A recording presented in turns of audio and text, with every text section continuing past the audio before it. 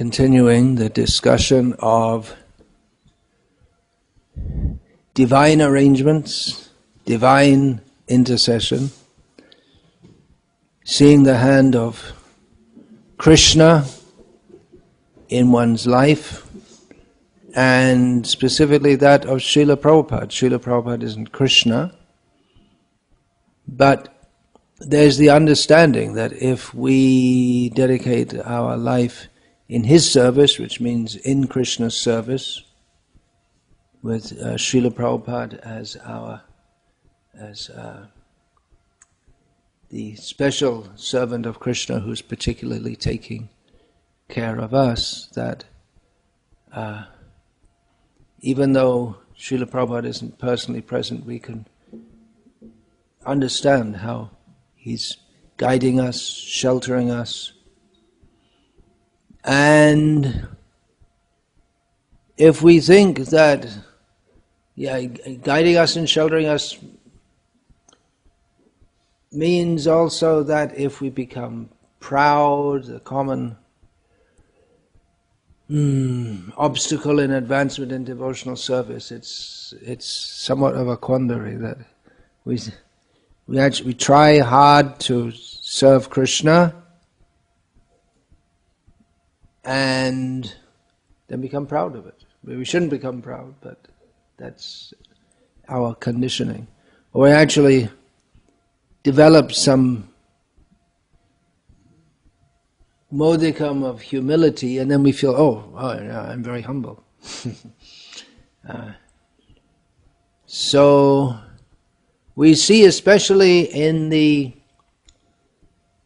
narrations of impersonalist and voidist Buddhist gurus, that their whole thing is to smash the ego of their disciple. That's practically all their role, because the idea is that according to the impersonalist idea, the individual is like the air within a pot, and when you smash the pot, then the air merges with the rest of the air, the mass of air. So the idea is that we're trapped by our false ego, so if we just smash that, then we become one with everything. It's not our philosophy. It's not exactly correct at all. But we hear such things of it's just like their only thing is to smash the ego. But the Vaishnava Guru is not so much, smashing the ego may be there, but it's rather remolding the ego from the sense of thinking, Ishvaro ham aham bhogi, I am the controller, I am the enjoyer, at least I'm doing my best to control what I can and enjoy what I can. Changing that consciousness, that is the false ego, to I am a servant of Krishna. I'm only meant for serving Krishna. But devotees, they may become aware that if they do go off course, or they start to become proud, then Prabhupada will arrange something to break that. Just going to make a little note here.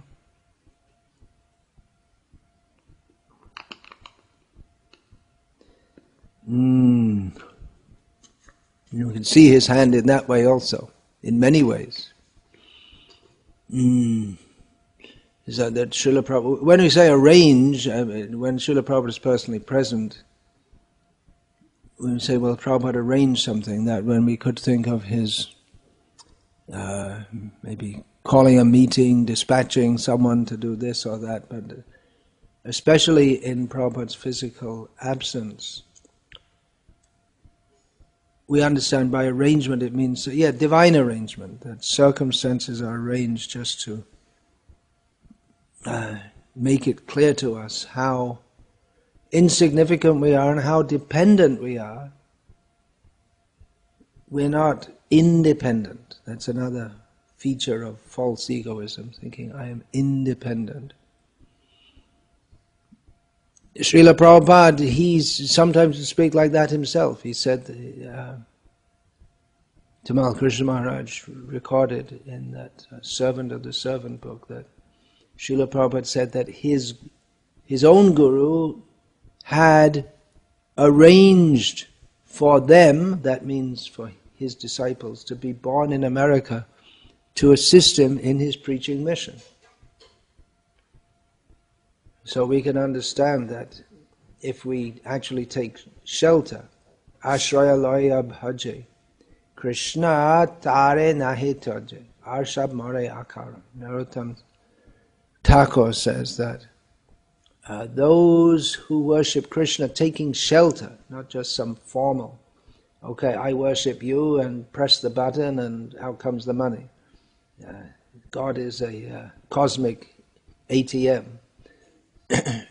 But those who actually take shelter of him, then take shelter of the Guru, actually, take shelter of the Vaishnavas. Krishna doesn't let them go. Krishna doesn't reject them. And everyone else is living their life uselessly, living and dying uselessly. So, devotees can perceive this. Those who are non-devotees and atheists, to them it may seem like some fantasy, but devotees can actually perceive the hand of Krishna and his pure representatives in their life actually acting. How exactly, we don't know. We don't need to know.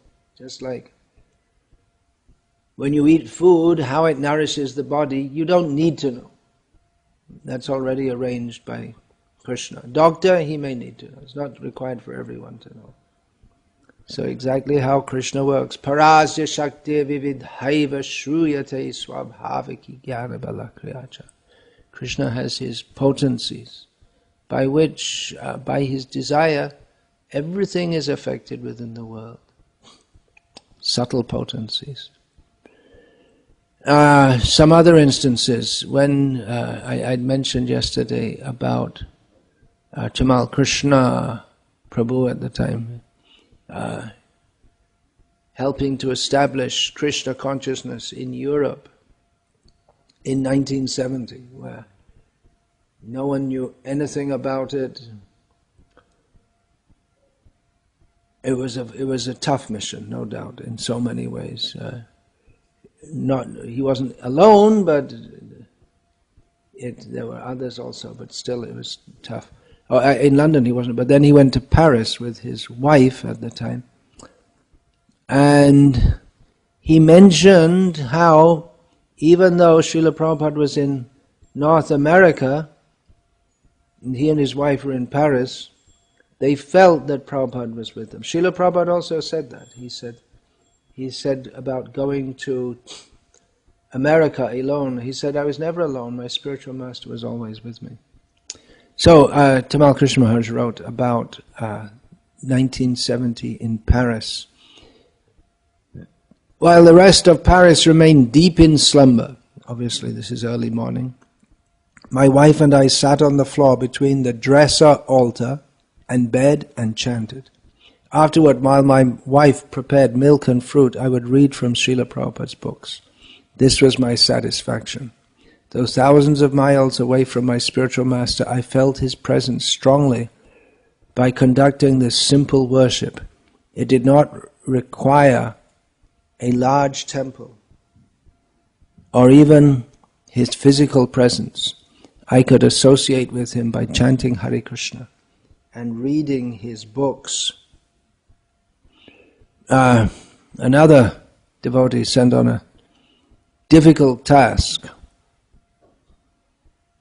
It's difficult to imagine nowadays how difficult it was to go to a new place and establish the movement, because now it's established. We don't know we can't imagine how difficult it was. So Bhurijan Prabhu, together with his wife, they were sent to Hong Kong to preach in 1970. You just land there, you don't know anyone, you have hardly any money, and you're supposed to stay there and get established and start the Krishna conscious movement. They lived on donations, but it wasn't as if they were established or anyone knew them, so they didn't have much money. When they were staying in a guest house at first, and then they were going to move to a rented flat. And they put down the deposit, and they're all ready to move, and then somehow or other the deal fell through. The flat owners, they cancelled it or whatever.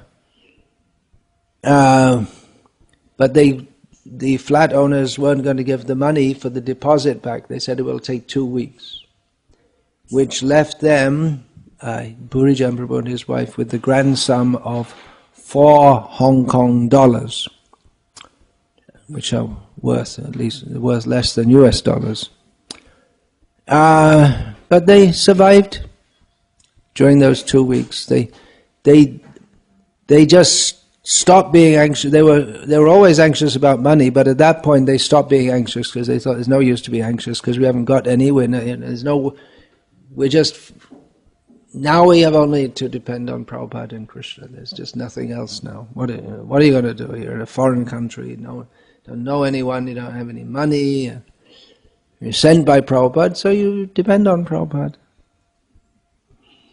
And during those 2 weeks, every day someone would just turn up. Here, take some vegetables. Take some rice.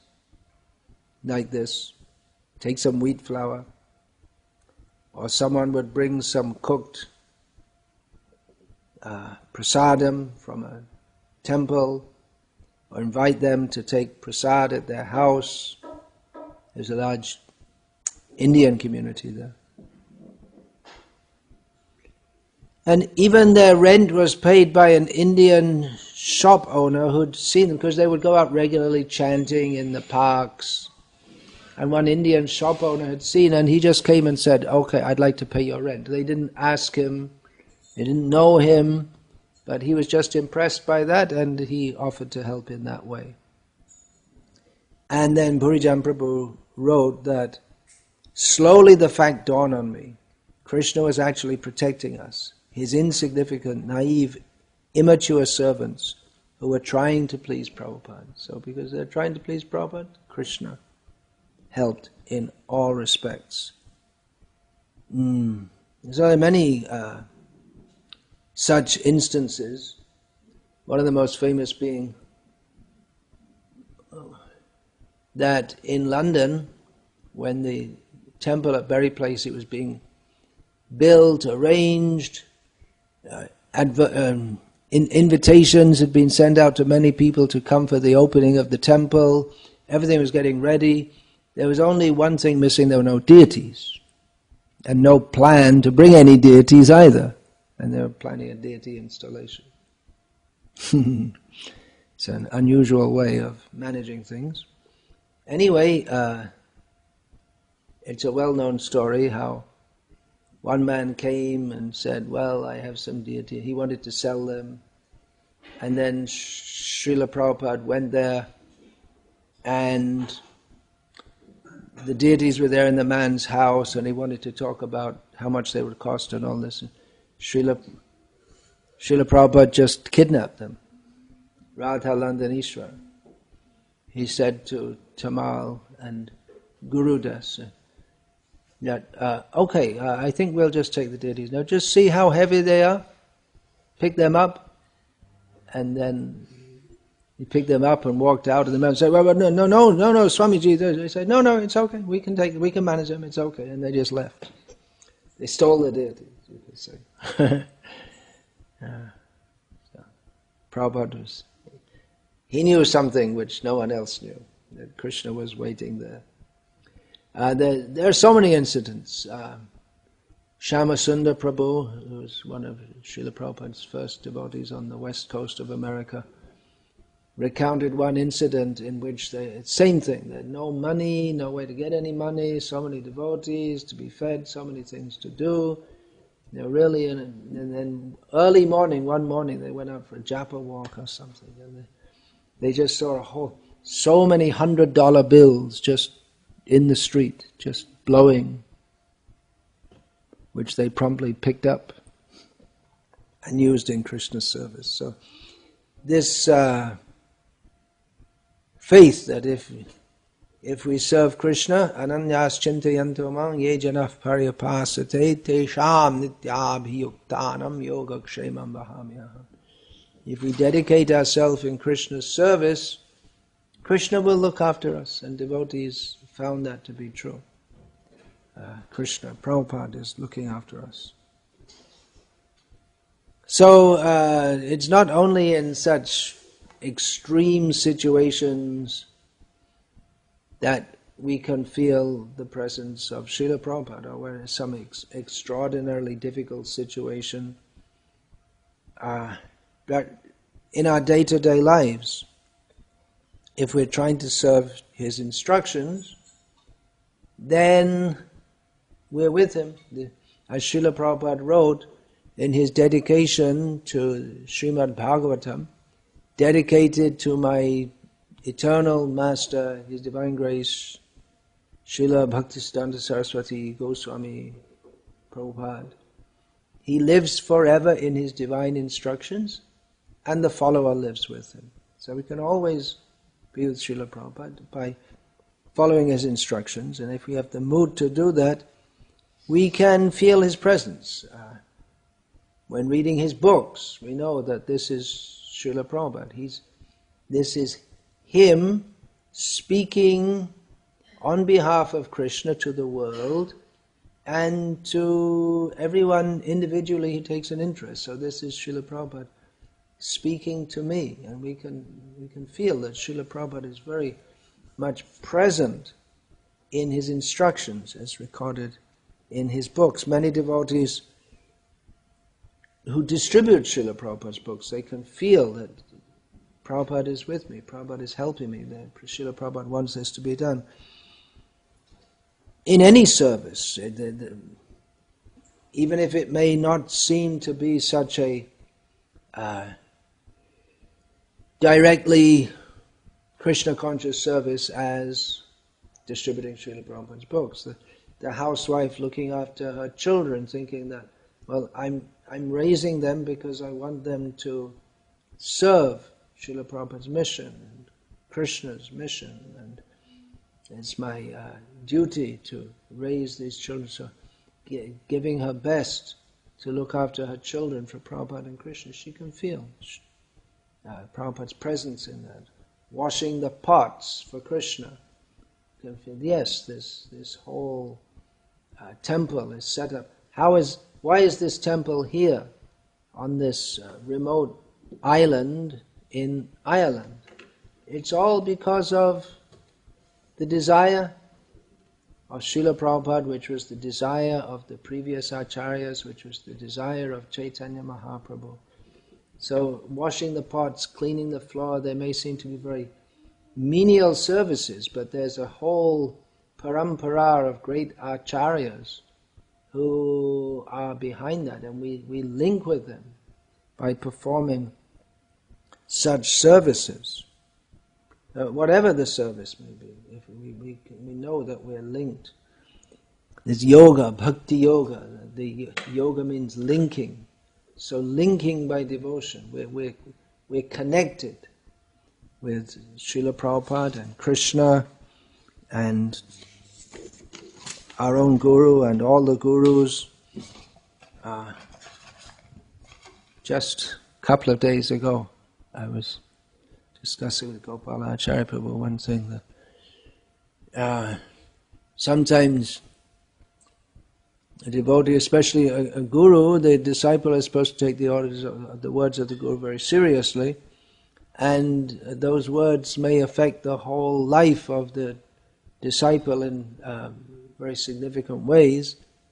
And some examples in Srila Prabhupada's own pastimes, that when he first met Bhaktisiddhanta Saraswati Thakur, Srila Saraswati Thakur said to him and to his companion that you are educated young men, you can preach Krishna consciousness all over the world. First time he saw him, didn't know him in particular. It would seem, from the external point of view, didn't know him. But that, Srila Prabhupada remembered that had an impact on his life. And then at the Mutt in Radha Kund, I believe in the Srila Prabhupada Lilamrita, there's a painting of Saraswati Thakur walking on the bank with Abhay. But actually it was in the Mutt at Radha Kund, in the Gauriya Mutt there, where he told him that if you ever get money, print books. So that made a deep impression on Srila Prabhupada. When Srila Prabhupada was reading the commentary on Bhagavad Gita by Srila Vishwanath Chakravarti Thakur, in the commentary to the verse, Vyavasaya Atmika Buddhir Eke Ha Kurunandana, he came across the passage in which Vishwanath Chakravarti Thakur says that one should take the order of the spiritual master as one's life and soul. So that made a very deep impression on Srila Prabhupada. It's all molding his life. Then again, just shortly, a matter of days before Saraswati Thakur left this world, the Abhay Charanaravindra Das, as he was then known, wrote a letter to him saying that I'm a householder, I don't have the opportunity to serve you in the same way that many of your brahmachari and sannyasi disciples can do. So that was his question, how can I serve you? Srila Prabhupada sometimes said that the only question I asked of my guru is, how can I serve you? And the reply came by letter that if you preach in the English language, that will do, you're proficient in English, so if you preach in that language, that will do good for you and for others. So that reinforced the very first instruction that Bhaktisiddhanta Saraswati Thakur gave him. This Back to Godhead magazine, Srila Prabhupada would write in the early editions, founded on the direct order of His Divine Grace Bhaktisiddhanta Saraswati Thakur. Srila Bhaktisiddhanta Saraswati Thakur directly ordered Abhay Charanaravindra Das to found this Back to Godhead magazine. And Srila Prabhupada was producing that regularly. He would deliver them personally to subscribers. In one library where he was delivering his magazine, one librarian in Delhi said to him that better that you write books, they will have a more lasting effect than magazines. And this was after the disappearance from this world of Bhaktisiddhanta Saraswati Thakur, but nevertheless, Abhay thought that this is my guru speaking through this librarian, and he took it very seriously. And he didn't stop producing Back to Godhead, but he started to write books. So like that, there are some instructions which Srila Prabhupada has given to devotees. There was one incident where in a temple with many devotees present, Srila Prabhupada called over Yadubha Prabhu, who was well known for his lifelong service of making films for Krishna under Prabhupada's order. So in the midst of a crowded temple room, one time Srila Prabhupada called over Yadubha Prabhu and said, "Where is your camera?" And he said, "Well, I just put it down." And Prabhupada said, "You should never put your camera down." And he took that, Yadubha Prabhu took that as not just in the immediate sense, but as an instruction for his whole life, that he should continue to do this service throughout his whole life. There was a time in the 1970s where Srila Prabhupada was pressing Gopal Krishna Prabhu at that time to produce books in Hindi, and Srila Prabhupada wasn't satisfied with the speed of production. He was never satisfied with the speed of production. Even if it was very fast, he had wanted to be faster. But it was quite slow to find. Everything was slow in India in those days.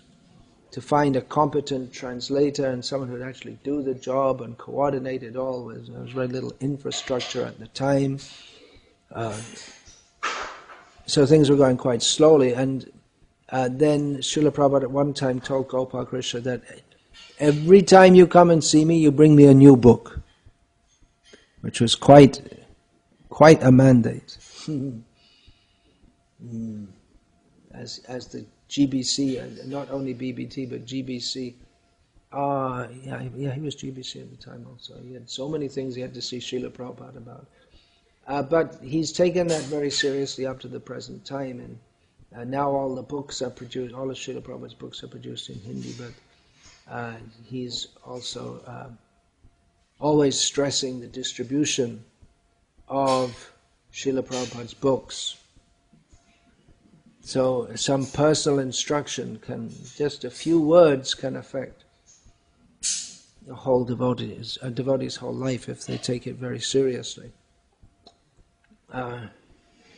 Sometimes devotees come to me and ask me any special instruction. I tell them, you follow, generally in such a circumstance, I'll tell them, you follow all the basics first.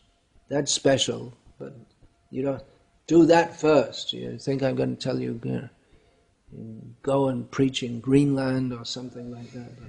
But just follow the basics first, and then we'll see about something special. I have to be special. I need a special instruction. If you have a special instruction, all the instructions in Krishna consciousness, they're all special. So do that first, and then we'll see about other things. So, just to start to wind things up, Srila Prabhupada, he wasn't advertised as a miracle maker. He didn't promote that he should be promoted as a miracle worker. That's quite a contrast with Jesus, isn't it? Because that's one of the main things for promoting Jesus as being the Son of God, that he did all these miracles. That's a big thing about Jesus, including coming back from the dead. That's the crux of Christianity. Actually, there was a Greek who had been around at the same time or just before. Some Greek yogi. He'd been to India and they would say, well, okay, Jesus did all these miracles, but our yogi, he did better miracles, so how can you call Jesus God? Maybe we should call this yogi God. He didn't call himself God. And as far as we know, Jesus didn't call himself God either. But anyway, getting back to Srila Prabhupada, there's so many instances, so many times, practically actually in many, many cases, when Srila Prabhupada when devotees recount their experiences with Srila Prabhupada, they'll say things like this. Things like this become well known, how he was going up the escalator, and when it came to the end, going up, he still went on going up, even though the escalator had leveled out. He was walking on air, so to speak. Or that he would make arrangements for devotees' lives so that they could come closer to Krishna, that he could read your mind. When he looked at you, he looked right through you. So even though Srila Prabhupada discouraged that he would be advertised as a miracle worker, he encouraged that people try to understand the timeless message of Bhagavad Gita and Srimad Bhagavatam that he brought. Or if they can't read or understand philosophy, chant Hare Krishna. This was what he was interested in. He didn't want to compete with Satya Sai Baba and all these kinds of people. He wasn't in for cheap tricks, even though, no doubt, he had the ability to do them all. But nevertheless, in many of the narrations of anecdotes concerning Srila Prabhupada, such supernatural occurrences are recorded. So, as I've heard it said that Srila Prabhupada said that miracles are for fools, that people who are very interested in miracles as a sign of someone's spiritual position, and it's foolish, just for children or something like that. One's actual advancement is seen in their character, the humility, their detachment from the world, their attachment to Krishna. These are the signs given in Bhagavad Gita. In Bhagavatam are mentioned the various siddhis, yogic siddhis, or the achievements that a yogi can have. He can become so small that he can enter into everything. That means you can't lock him up. You try and lock him up and he'll just become very small and come right out. Or he can float in the air, he can read your mind, he can control your mind, and so many things the yogi, he can just bring something from anywhere.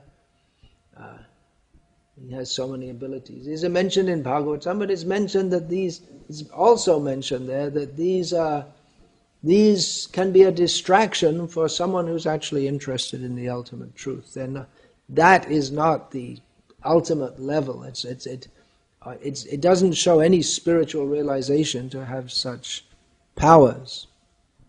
So Srila Prabhupada didn't stress these things, but nevertheless they manifested in his personality, and often devotees mention this as something amazing, which clearly set Srila Prabhupada apart from common people.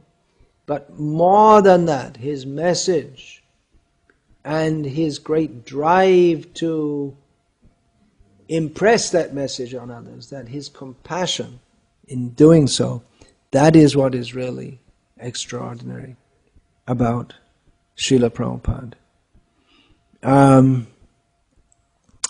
Quoting from Satsvarup Maharaj, our relationship with Prabhupada is always that we are his menial servants, and we should never forget that. Devotional service means you serve him, and serving him means serving his mission. He is a great personality. He doesn't take service only in dressing and feeding. He takes service in executing big worldwide activities, which are his personal service to his spiritual master and to Krishna. So anything you can do to help in that preaching is just as direct and personal as bodily service. And Srila Prabhupada also stated that, because many devotees were eager to perform personal service for him. But in this world, how much service can one person accept? If you wear 1 or 2 sets of clothes a day, changing after bath, then you don't need 50 people to wash 1 or 2 sets of clothes. I mean, you could wash it once and then have someone else wash it and then someone else wash it, but there's no point to do so.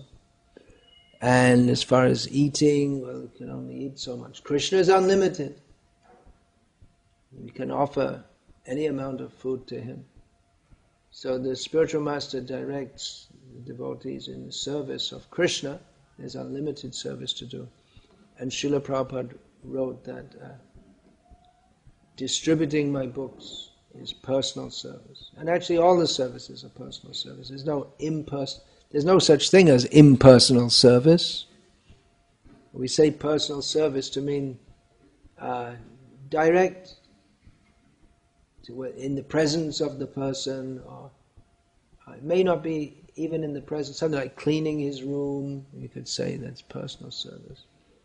But all services to Srila Prabhupada's mission, they're all personal service. Satsvarup Maharaj again writes, everyone should desire intimate association with a pure devotee And that intimate association means that you are serving and he is pleased by your service. And that's it. That's our attitude in Krishna consciousness, that we're serving and we're trying to please Srila Prabhupada, Hari, Guru and Vaishnavas. Hari, the Supreme Personality of Godhead. Our Guru, the Gurus, Srila Prabhupada, the Guru of all Gurus in this movement, his previous Gurus, and who are also our Gurus, and all the devotees.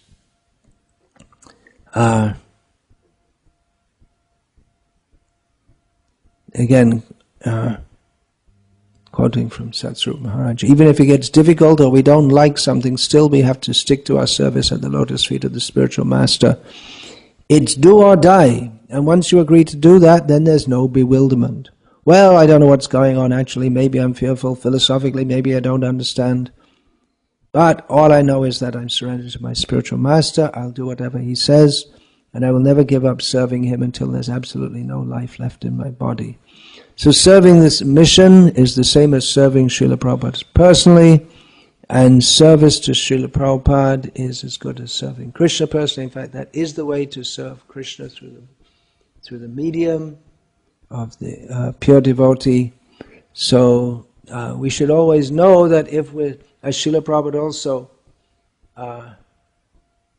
wrote again about the personal service, he said that my disciples want to be with me, and I would also like to be with them all the time, but because we have to spread Krishna consciousness all over the world, it requires that we're all in different places. But he also said that wherever a devotee is sincerely serving the mission, that I'm present there.